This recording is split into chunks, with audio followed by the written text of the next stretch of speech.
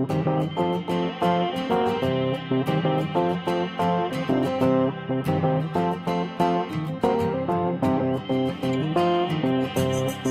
really feel that if you do want to be in a band and if you do want to make music your career, you're really going to have to start thinking outside the box. And I always tell bands, remember, you're in the business of being on tour and selling t-shirts. And that's what's going to pay your bills, hopefully, fingers crossed, and buy you a little Taco Bell at the end of the night, who knows.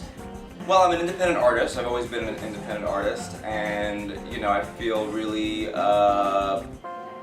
blessed to have started with my music independently, kind of at the very early stages of the explosion of the internet and iTunes. I have this new project called Mini, and we have been pretty much only using the internet to get the word out there, and that's been really great.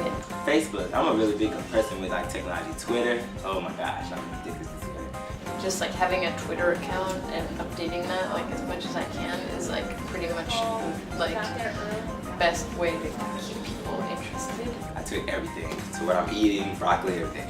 But anyway.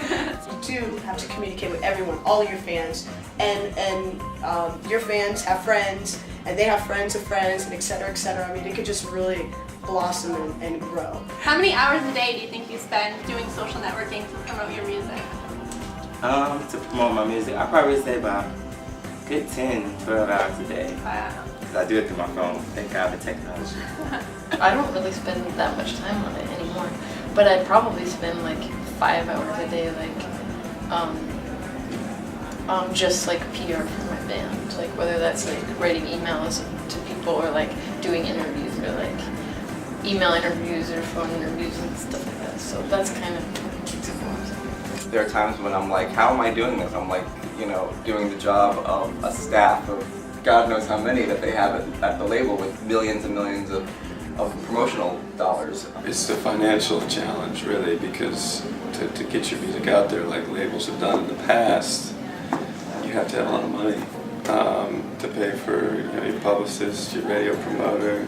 Everyone talks about the internet being the great equalizer. You don't need much money to be on it, but that's the whole problem. You don't need money, and so there's the good and the bad. It's just one big white haze of the good and the bad and the crap in between. So I never used to think of myself as a business person, or people sometimes tell me, oh, you're such a good promoter, you're such a good self-promoter, and I don't think of myself that way at all. I never thought of myself that way. Believe it or not, sometimes I think I'm kind of shy. I feel there's some times where I'm I want to be a manager or work in this part of the industry.